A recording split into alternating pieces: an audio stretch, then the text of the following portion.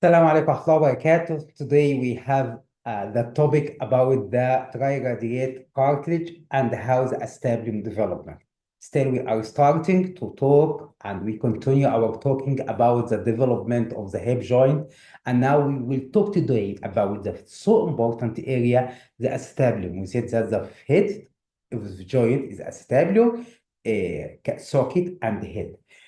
When we talk about the hip deformity, the most prominent deformity is DDH, developmental hip dysplasia. And developmental hip dysplasia, mainly it is the problem of acetabular dysplasia. Sometimes it's called acetabular dysplasia because most of deformity or abnormality happened in the acetabulum.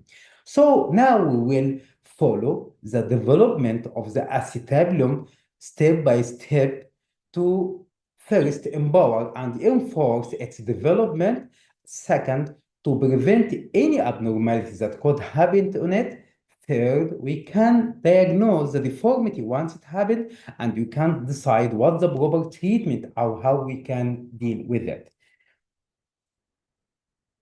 First, the acetabulum. We talked before how the acetabulum is formed. The acetabulum is formed from the fourth weeks of gestation when the chondral bone of the ilium and pubis and ischium proliferate and meet together and make a depression. We call it acetabulum, and at the same time, the femur with its three parts, the central, proximal, distal, make one unit, and the femur and the A and nominate bone attached together, and a process called apoptosis. This is a death programmed death, cell death happened between these the connection between these two bones and left what we call it fluid field cleft. This is working at as working that's happened as like a joint here, and this has happened in the seventh week of gestation. Okay, then the central here, what happens is I said that the ilium connected one now with the pubis, and this is the connection, and this is the depression. I said, well, this is a step. At the 16 weeks, sorry, of gestation, about the 4 months of gestation, the primary ossification center start to in the ilium, in the pubis, in the ischium. So when the ossification centers, what's ossification? Formation of bone tissue. This now ossification center, and in front of them, we have this line. This line, we call it this, we have now line of cartilage, and this is bony, the start to bony after the ossification start. So this is bony pubis, and this is here on cartilage, and also this is a bone of the ilium, and this is on cartilage. This line between ilium and pubis, and also a line between cartilage line here between pubis, ilium, and ischium. And we have the third vertical line between pubis and ischium. This is what we call triradiate cartilage or Y-shaped cartilage. This cartilage is developed at 14 and 16 months of 16 weeks of gestation, about the 4 months of gestation. Okay, this is very important from development. Let us understand what we need from the development of acetabulum. Hold a moment, please. Okay. What we need from the development of acetabulum? We need the acetabulum to increase in width. The diameter should be increased and increase in depth. Here, let's see. We have here a bone. This is a bone. This is the ilium bone. Okay, and this is we have here a central of a primary ossification center, and this is a cartilage. So this cartilage here will go in this direction and increase the ilium bone in this direction, and also the pubis here. This is like an epiphysis. So this is as a ossification center, and this is like an epiphysis. So the pubis will be grow in this direction. And also the ilium will increase in this direction. So what is the summation? The summation is this line will be increased in width. Increase this line in width that happened here also between ilium and in the ischium and between pubis and ischium. And this stretching the acetabulum in that way. Stretching the acetabulum in that way, we call it interstitial growth here. This interstitial growth is increasing the circumference of the acetabulum and increase its diameter and increase its width. So the increased width because of the triradiate cartilage, it grows in direction of pubis and also in direction of ilium. So this line will be increased in width. The same, sorry. The same happened in these three lines, okay? So it is stretched out. And by this way, it increased in width. The diameter and circumference increased. So this is the first process I want from acetabulum. Okay, but I want the acetabulum increase in width, in depth. To increase in depth, we need a well-seated head of the femur inside the acetabulum. This is a well-seated head of the femur inside the acetabulum here. The well-seated inside the acetabulum, when the acetabulum is stretched and increase in diameter, the head of the femur breathes centrally, so it increasing the depth of the acetabulum. So, and the head of the femur, it is acts like a template because it is well-formed ball. It is about 2/3 hemisphere that push centrally on the stretched acetabulum and the flexible acetabulum that allow to grow because it's cartilaginous here, because the advantage of triradiate cartilage, so it will increase in depth. And also not only because the acetabulum is a ball of the femur acting as a template, but because also it is a movable femur.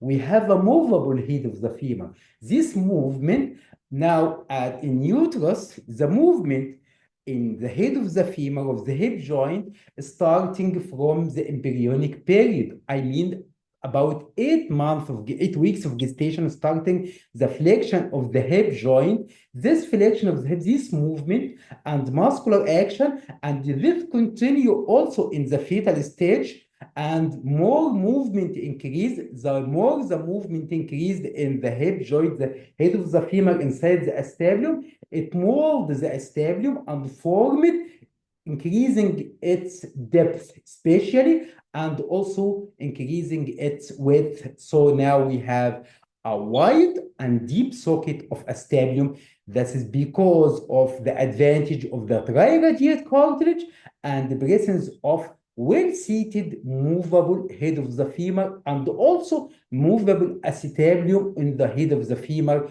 So it increases in its depth and width.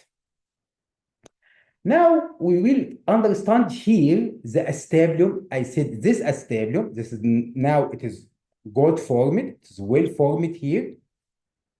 This is after birth.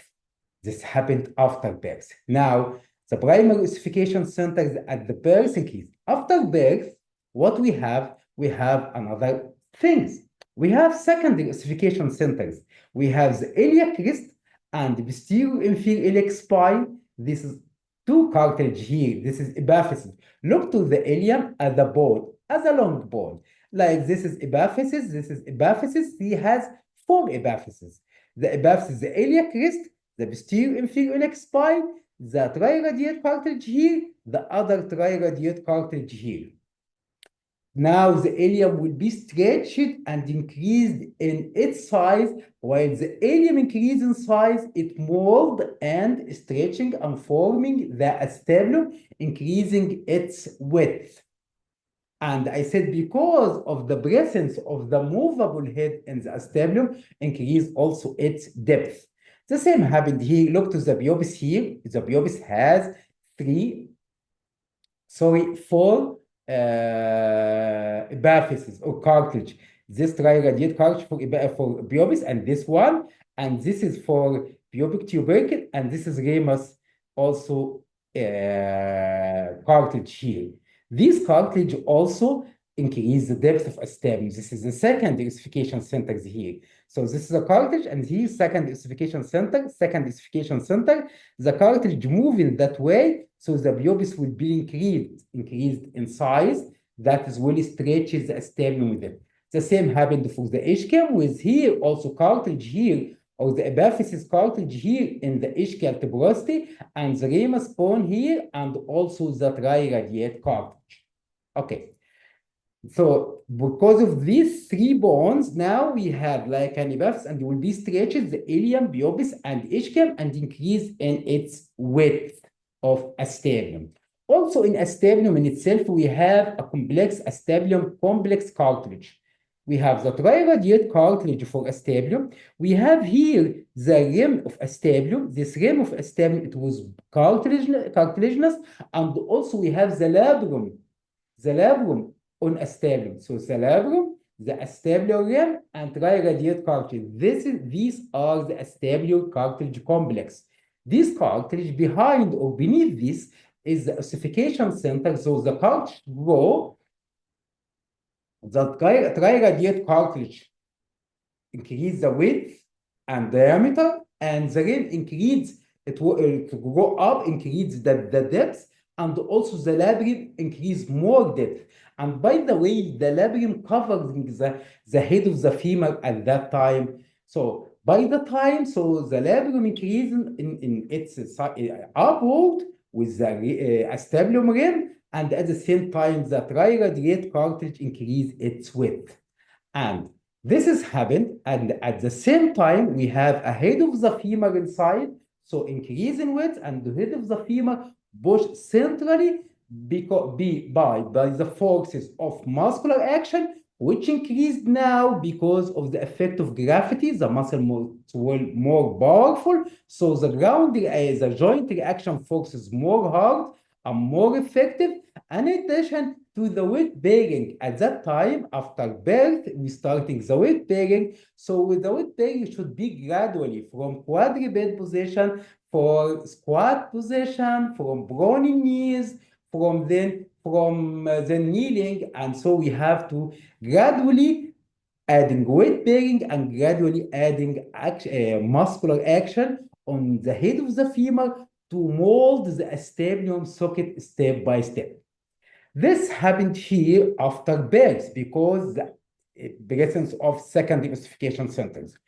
Now, what we have now? We have three determinants that could increase the acetabulum development in width and depth.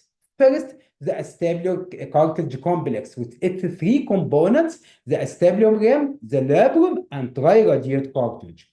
Also, the secondary ossification centers that stretch the ilium, the ischium, and pubis, and we don't forget the perosteum, which is responsible for growth of these bones and increase its broad interstitial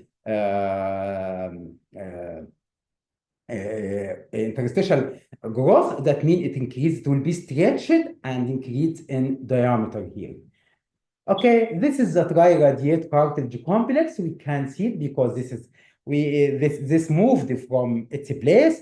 We can see here from the lateral side, this is the triradiate cartilage, and this is the leonate cartilage. Here is the rim of acetabulum, supposed to the rim of acetabulum, and the labrum here. And this is from the inner side. We can see this is the line between the ilium and pubis, and this is between the ilium and ischium, and this is between this is the vertical one between pubis and ischium.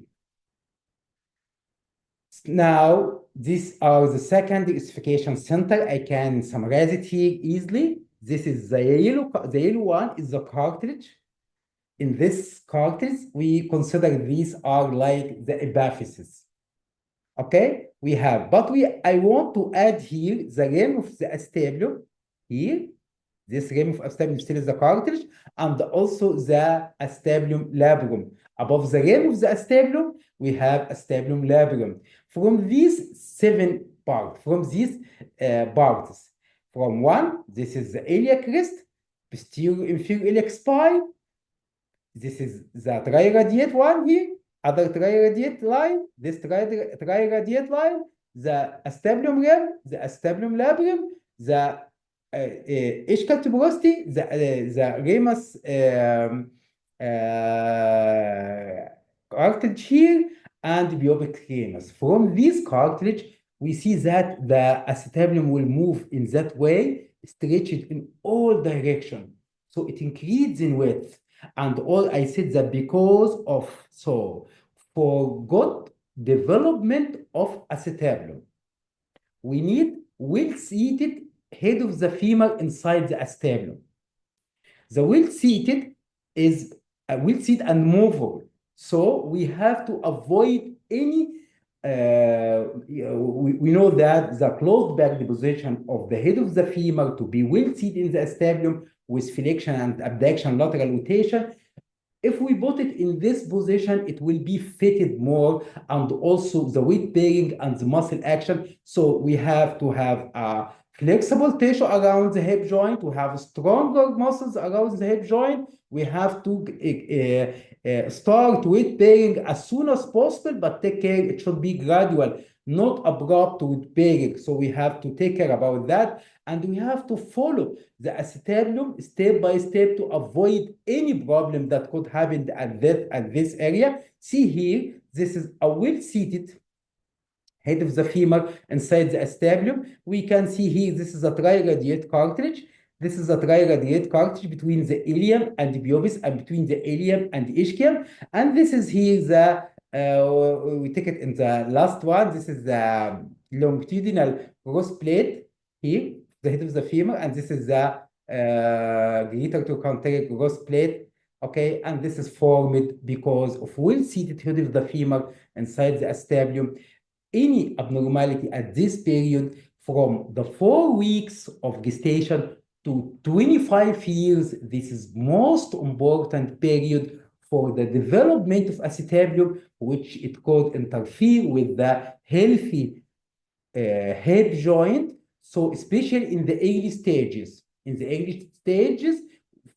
have to care about the acetabulum intrauterine and after birth, the weight bearing, the movement, the muscle action. We have to care about good seated head of the acetabulum in the good seated head of the femur inside acetabulum. Any disturbance at that